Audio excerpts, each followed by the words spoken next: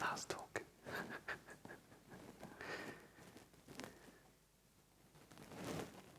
Okay, so there's a few people missing, I guess, but never mind, I'll start.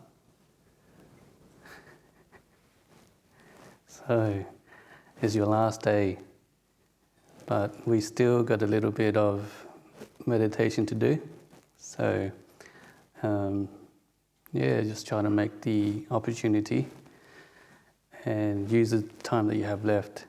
So, I think I'll just start off talking about meditation and just trying to give you guys just a different way of looking at things, to give you an understanding of how to set your minds when you're meditating, and trying to kind of give you a way to look at it which doesn't make it seem so difficult to do the practice.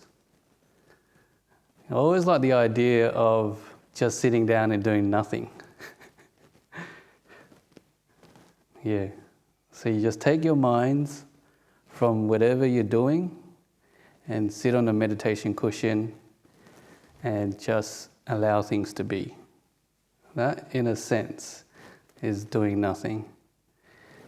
And Ajahn Brahm always talks about that. He says, in order for him to get into like the deeper states of meditation, Ajahn Brahm has to disappear. So what he's saying is he's just taking away all his control, all his thoughts, all the things that make up Ajahn Brahm. He takes it away and just comes into the meditation with that kind of attitude, with that kind of method, just being able to sit down and do nothing. And the funny thing is, if you do nothing, you get everything. You get everything. You get the joys and the happiness and the understandings and the insights from just doing nothing.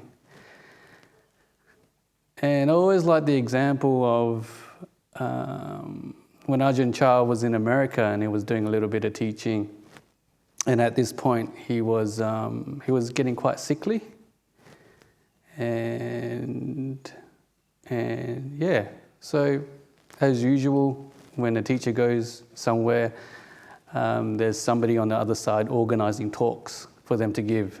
So they may travel here, may travel there, and they give talks about the Dhamma and talks about meditation, and sometimes they even get to teach a meditation retreat. And the one thing, or there's a couple of things that comes to mind, is for the practice is when we're approaching the practice, we're trying to do it as naturally as possible, instead of trying to control how we do the practice. So when he was like watching people do walking meditation, and they were just like walking really slowly, like fully controlled, just walking slowly, walking slowly, walking slowly, walking slowly. And he thought that was kind of odd. And to himself, that wasn't the right practice, because the people who were doing it in that way, they were just putting too much like control into it. But instead, he would tell people, if you're doing walking meditation, is to try to do it as naturally as possible. So So what he was saying is, take away all of your ideas and control about how you want to do your walking meditation, and just walk at a natural pace, walking up and down, up and down. And when I heard that, it kind of gave me the message that when we're meditating to just allow things to be, to just do nothing and allow the process to happen. And then he would be like giving talks, and people would ask him, Ajahn Chah, how would you meditate? And you know Ajahn Chah, he's like, by this time he's been meditating for many, many years, and his meditation is so good that he can go quite deep, quite fast. And to illustrate the point, when he was in hospital and he was dying, he would get into such deep meditation where he would stop breathing. He would stop breathing. And then the monks who were looking after him, they kind of freaked out. It's like, oh my gosh, I killed Ajahn Chah. I made heaps of bad karma.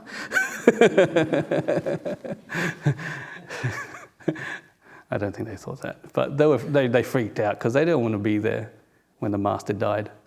So I think, but some of the monks weren't concerned because they knew that he has gone into a deep state of meditation. And you can sort of see in that, so you can sort of, like if you investigate a little bit more deeply, being in like a coma-like state, a person's will or a person's like ability to think or to do, that's like completely taken away.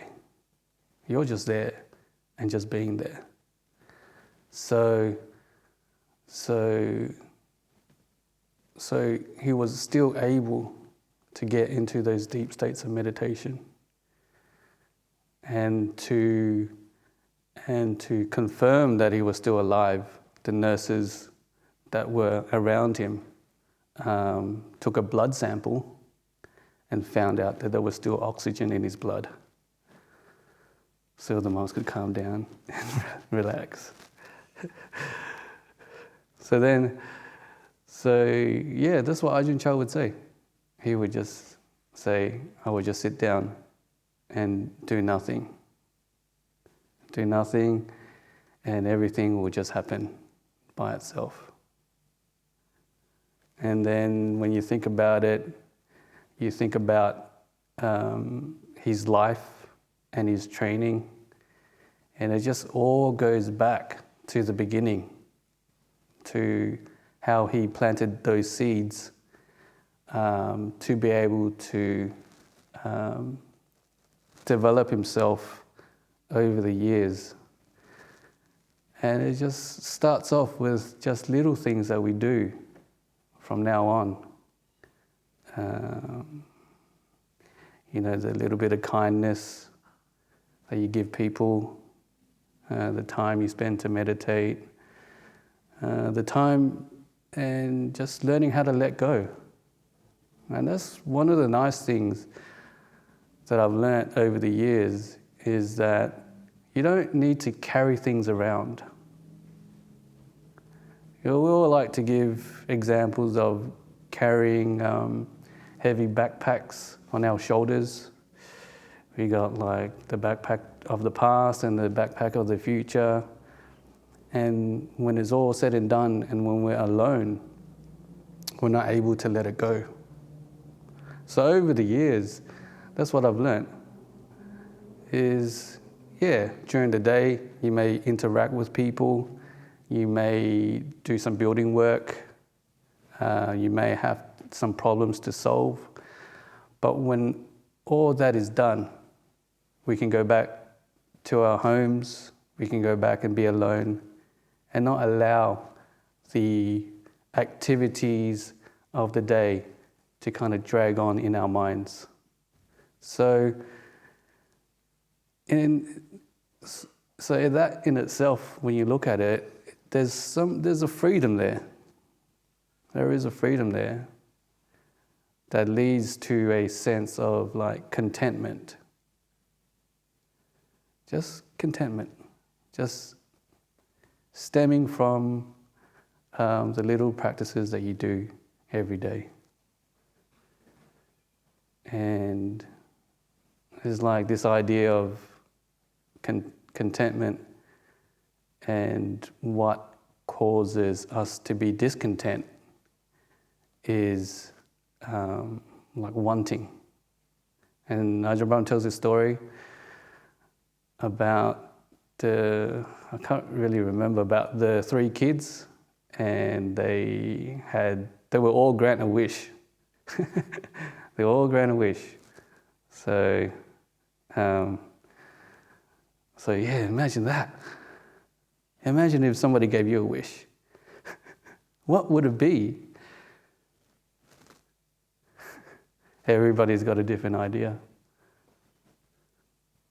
Everybody wants something different from one another. So these 3 kids, they were granted a wish each. And the first kid, being, I don't know, 2 or 3 or 4, likes to eat ice cream. So he said, if I get a wish, I want to get some ice cream, unlimited amounts, so I can eat it for breakfast, eat it for lunch, and eat it for dinner. And my parents cannot tell me off. And then the second kid thought that he was a little bit smarter. So then he was like, this kid has, he wants ice cream, but me, I'm going to be a lot smarter than him. I want to have an ice cream factory. So I can have unlimited ice cream, and on top of that, I can make my own. I can make myself peanut butter and jelly ice cream, vegan ice cream, also even tofu ice cream. But who would want to eat that?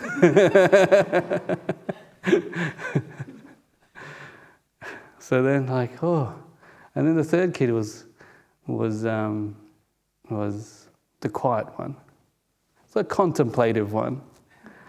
Even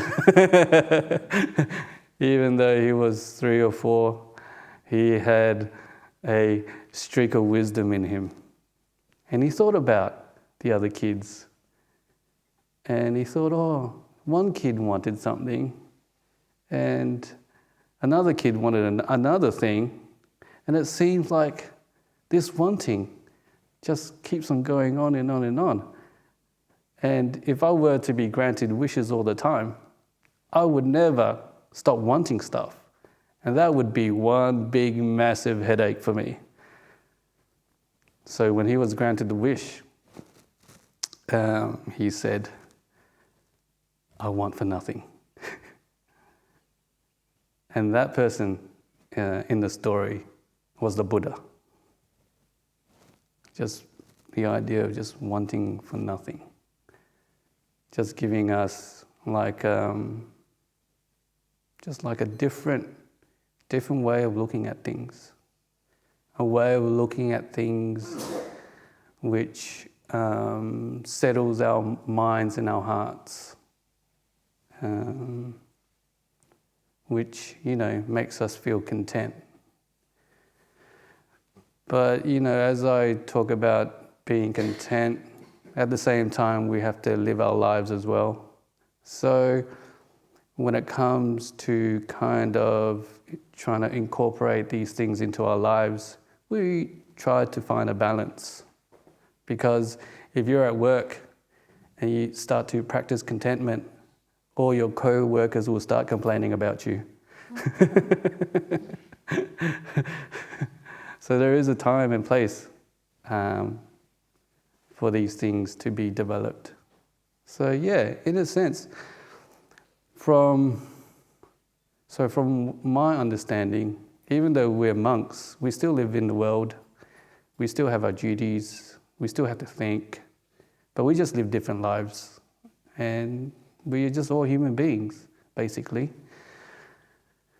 And what I found out over the years is that we're just trying to find a little balance in our lives. Yeah. Instead of just going all out and working too hard to the point that we burn ourselves out, we try to take a step back from that and give us some time for meditation and just to find activities that help us relax. So, yeah, it's like always like a fine balance. And then, and then you just see how things go. It's not too complicated. And so, I was just thinking, what kind of guided meditation I would want to do for the last one. And I kind of thought that it'd probably be a good time to kind of just generate kind of fluffy feelings. So there's certain things that make us all feel a little bit fluffy on the inside. And so luckily for me today, the thing that makes me kind of happy is to see my nephew. He's like 1 and a bit years old, and he's like half Korean, half Vietnamese, Chinese. But he's so cute. He's so cute. When he was young, he would just like point his finger like this. He's like a 1-year-old just pointing his finger, and it looks kind of funny. And he doesn't really know what he's pointing at. But it's kind of cute. And it's just different things kind of work for different people. Yeah. For some people, when they want to generate kind of thoughts of loving kindness, they may think about teddy bears. Or they may think about a family member, or some people like animals. So they use that as a tool to kind of generate those nice emotions. And to be honest, I don't really do these kinds of practices. I guess because it's just, it's just the way. It's just the way maybe for myself. That's how monastic life works. Is like you're always just focusing on peace and being mindful, and sometimes for myself anyways, these kinds of practices doesn't really come to mind. But over the years, I can see how it actually works and how you can sort of like generate these feelings because I have them myself. And it's just using the mind and just thinking about things to just bring up a sense of like gratitude and joy, and taking that emotion and using it for the meditation. So as we're doing it, I'll just guide you, I guess, like I usually do, and hopefully it may help and generate these nice feelings. So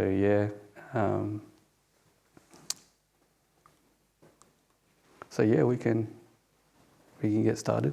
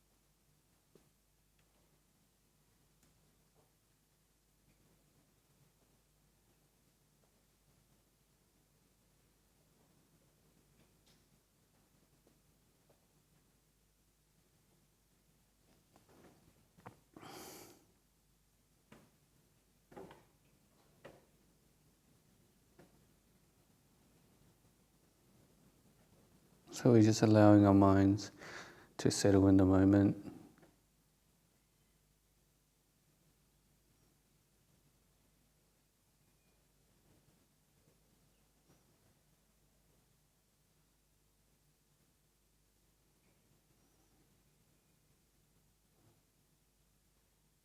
And just take time to slow down.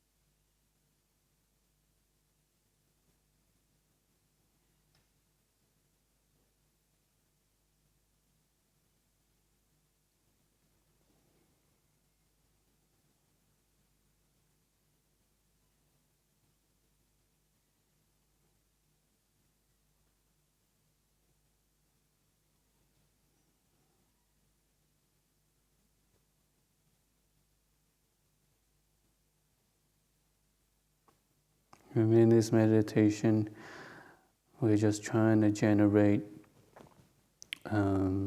feelings of gratitude, loving kindness in our hearts. But always remember, I always like to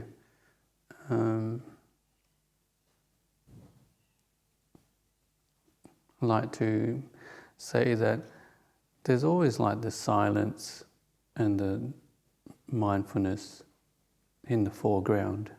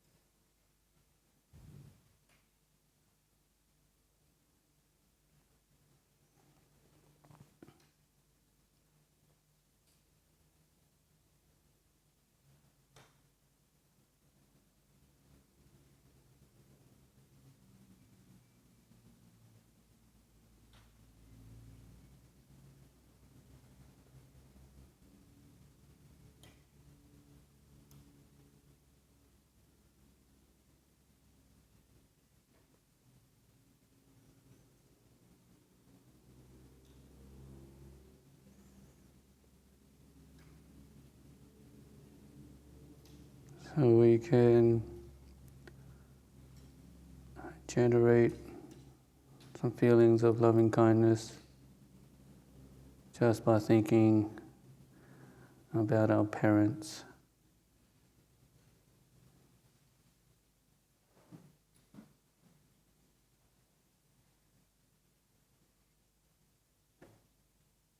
Just a connection that you have with them.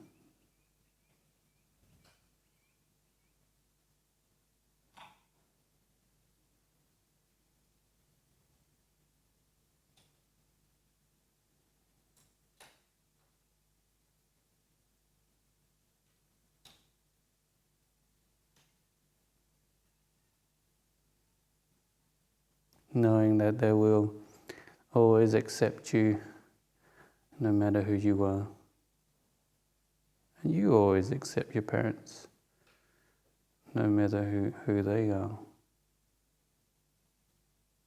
And there's something nice and not really fluffy, but there's something nice about it.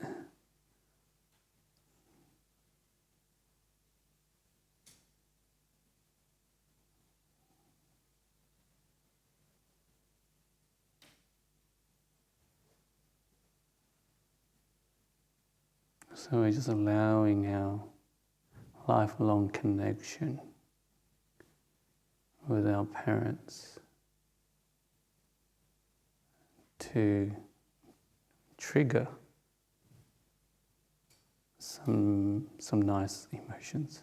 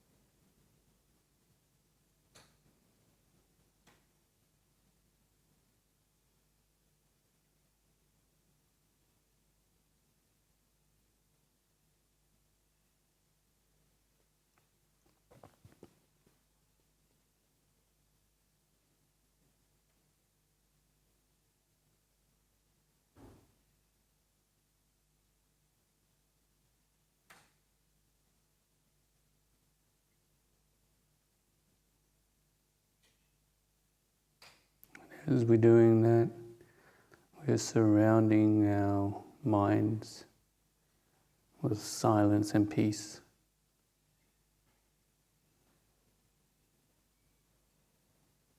And the sounds of cockatoos.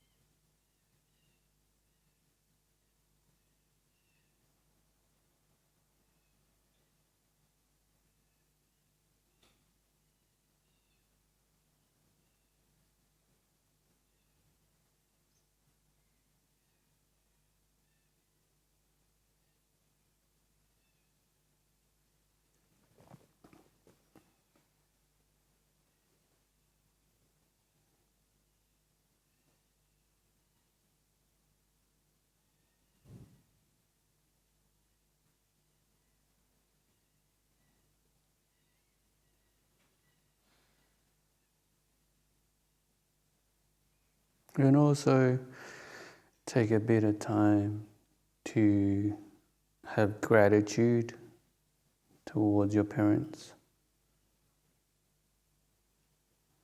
Because without them, you wouldn't be here.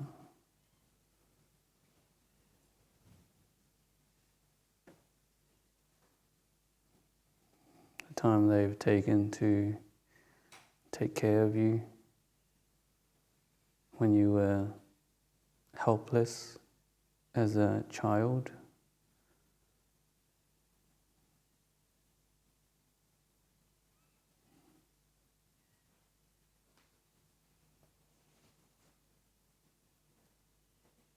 And also just be grateful that you have good parents.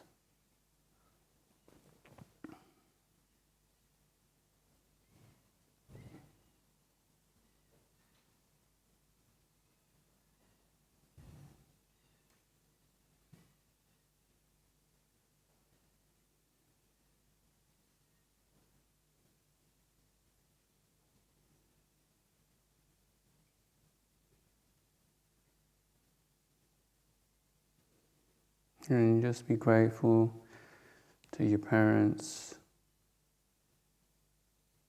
because if you ask them for anything and if they have the resources, they will give it to you without overthinking it. The care and the love a parent gives to their children is something they don't give that they don't give to anybody else. So in a sense,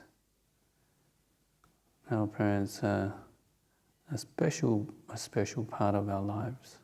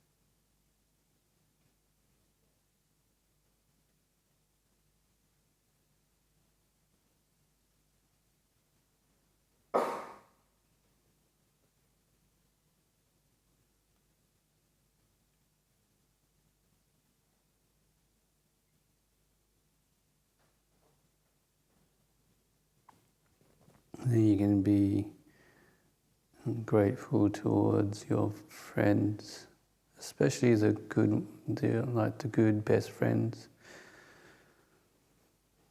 A friend that allows you to just be yourself. A friend that allows you to complain about whatever. And when you're complaining, they're giving you some support. It's easy to be grateful. Easy to be grateful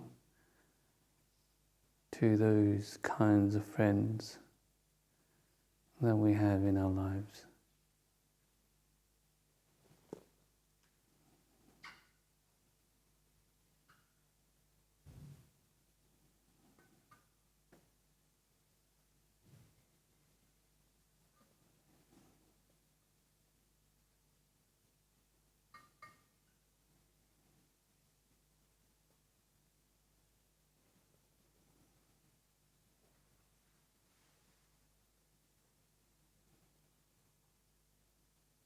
And with those kinds of friends, we're thankful for the support they've given us. And in return, we can send them some loving kindness.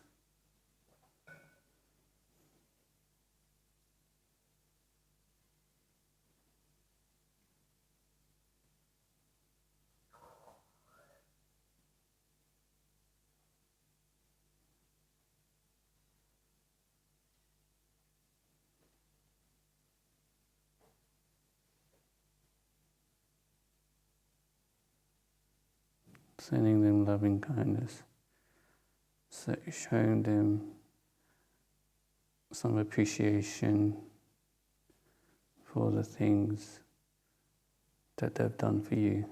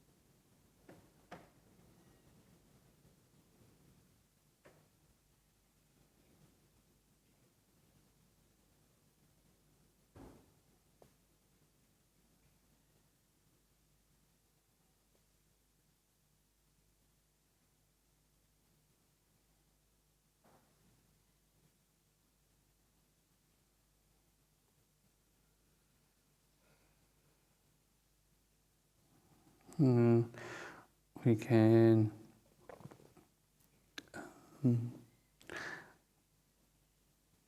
send some kindness and gentleness to the people who are around us,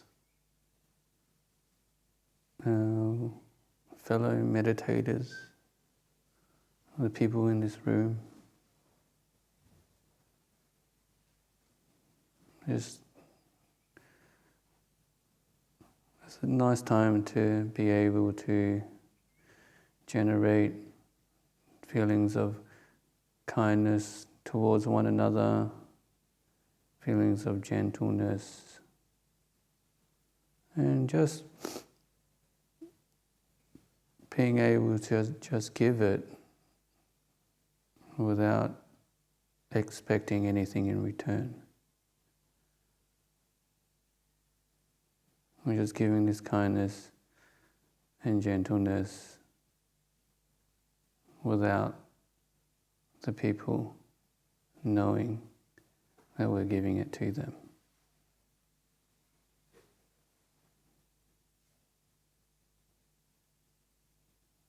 Just giving out of goodwill, some kindness to the people in this room.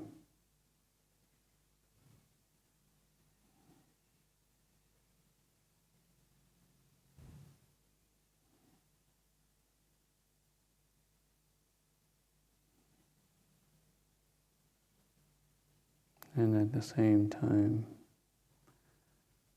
allow our minds to become more quieter, more stable.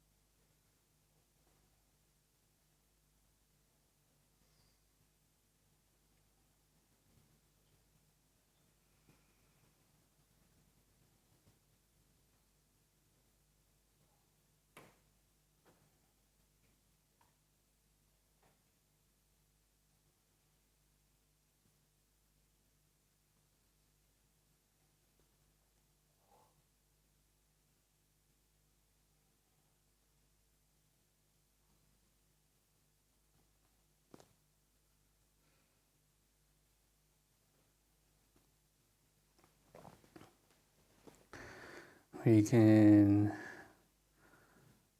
have a sense of gratitude towards the Buddha, because without him, this place wouldn't be here.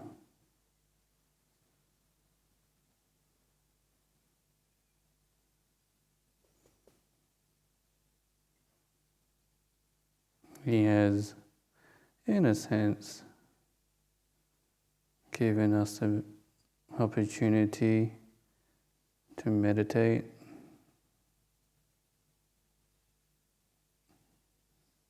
and given us a few pointers to develop a healthy mind.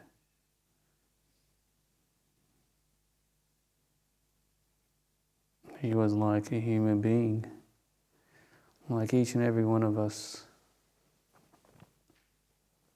And he did what we were doing now. Just sitting quietly, developing the mind.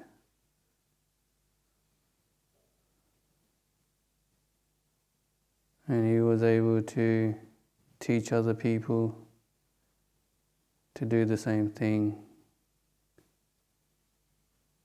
to reach the same goals, which allowed us to keep Buddhism alive until this day.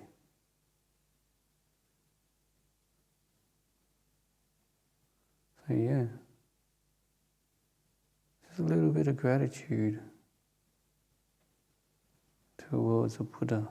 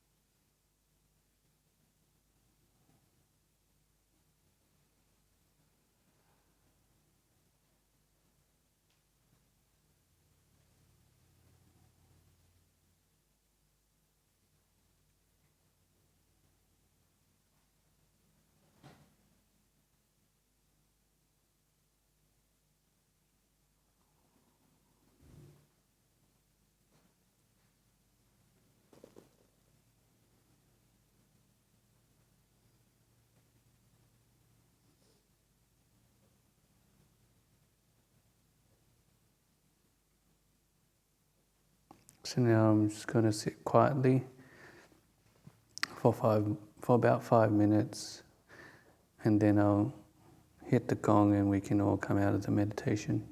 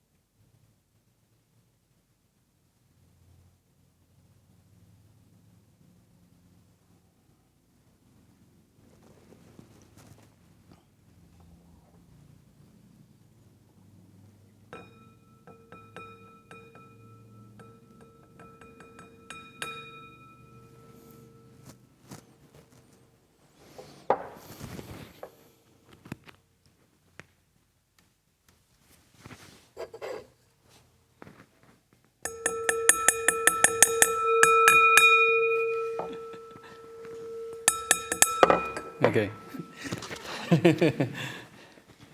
All right. Any questions? I'll just open up for a little bit, some questions if you want to ask. Before the retreat ends, anything on your minds? Any deep questions? What's the meaning of life? Stuff like that. Anybody? Oh, yes. I want to say thank you on behalf of everyone. Yeah.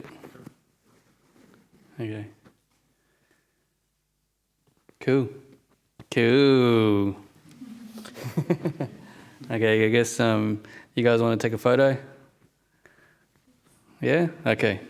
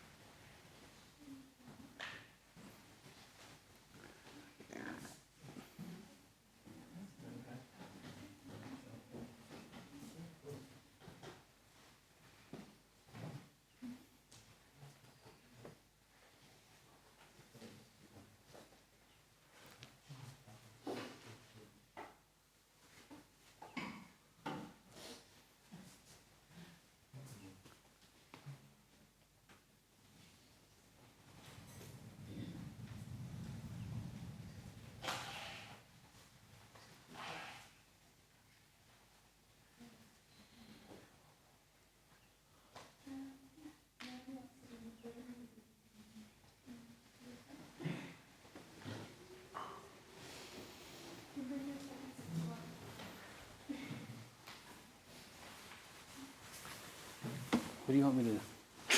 You want me to sit down or?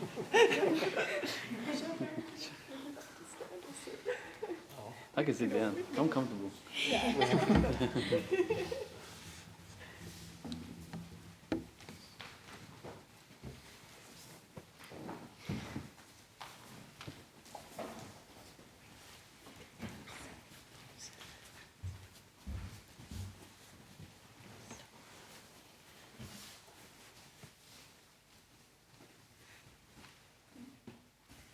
Just wait for the photographer.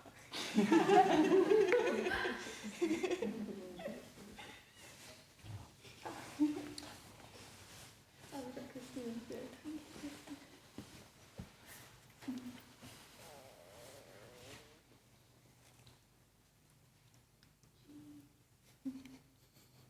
So cool. Cool. Cute.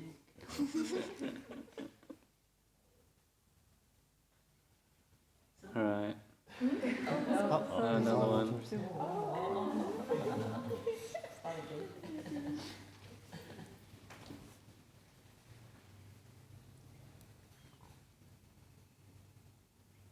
Everybody looks sleepy.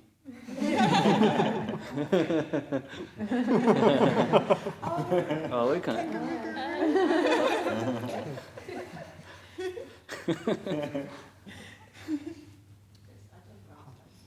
Oh. There's two.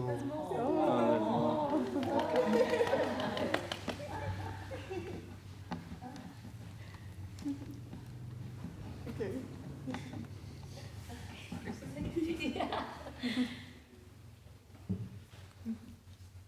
You do one normal and the one with kangaroo guru. I got Nicholas's backup photographer.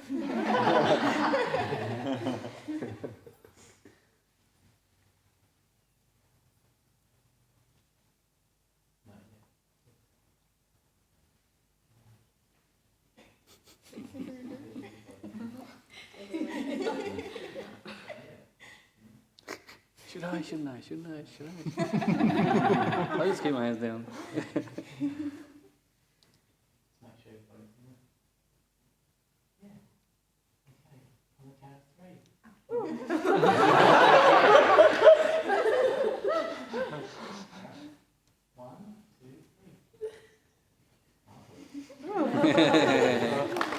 Very good.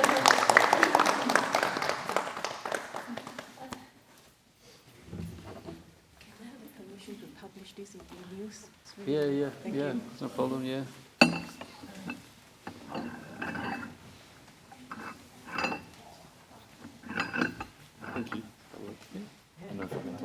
Yeah, you can talk now, yeah. I think you can talk now. Yeah.